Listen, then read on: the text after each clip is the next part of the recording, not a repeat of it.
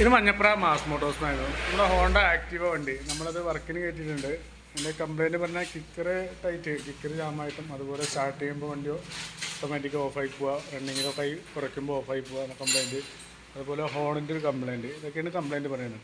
നമ്മൾ ആ കിക്കറിൻ്റെ ഭാഗം ചെക്ക് ചെയ്യാൻ വേണ്ടി അയച്ചിട്ടുണ്ട്. അപ്പോൾ കിക്കർ നമുക്കൊന്ന് ഫുള്ളായിട്ടൊന്ന് അയച്ച് ഗ്രീസ് ചെയ്തിട്ട് വേണം റീസെറ്റ് ചെയ്യാം. അതിൻ്റെ ഒരു ടൈറ്റാണെന്ന് കാണിച്ചിരുന്നത്. അപ്പോൾ കിക്കറിൻ്റെ ഭാഗം ഈ കിക്കറിൻ്റെ റാക്കറ്റൊന്ന് അയച്ച് നമുക്കതൊന്ന് ഗ്രീസ് ചെയ്ത് റീസെറ്റ് ചെയ്യണം. ക്ലച്ചിൻ്റെ ഭാഗത്ത് വേറെ ഒന്നും നമ്മളൊന്നും ചെയ്യുന്നില്ല. നിലവിൽ നോക്കും, പുറമേ നോക്കുമ്പോൾ വേറെ കുഴപ്പമൊന്നും കാണുന്നില്ല.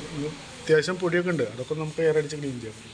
പിന്നെ അതുപോലെ അതിൻ്റെ റണ്ണിങ്ങിൽ ഓഫ് ആകുന്ന കംപ്ലയിൻറ്റ് കാർബറേറ്ററിൻ്റെ പ്രശ്നം, കാർബറേറ്റർ എയർ ഫിൽറ്റർ അത് പ്ലഗൊക്കെ ഒന്ന് ചെക്ക് ചെയ്യാൻ വേണ്ടി അയച്ചിട്ടുണ്ട്.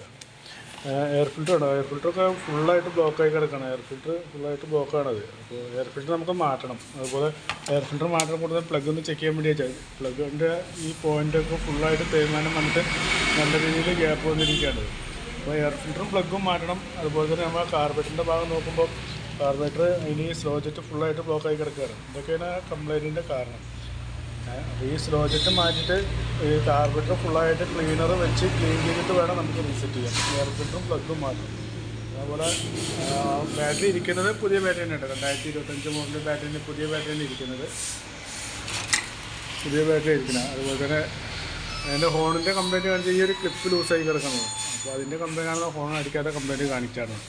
അപ്പോൾ അത്രയും ഭാഗം ചെയ്തു വരുമ്പോൾ ഒരു എസ്റ്റിമേറ്റ് പറയാം. സ്പീക്കർ അയച്ച് ഗ്രീസ് ചെയ്യുക, അതുപോലെ കാർബറേറ്റർ ക്ലീനിങ്, അതിൻ്റെ slow jet, air filter, plug, ഇതെല്ലാം ചെയ്തു വരുന്നതിനുള്ള ഒരു എസ്റ്റിമേറ്റ് പറയാം. നോക്കിയിട്ടൊന്ന് റിപ്ലൈ ചെയ്താൽ മതി കേട്ടോ. ഓക്കെ.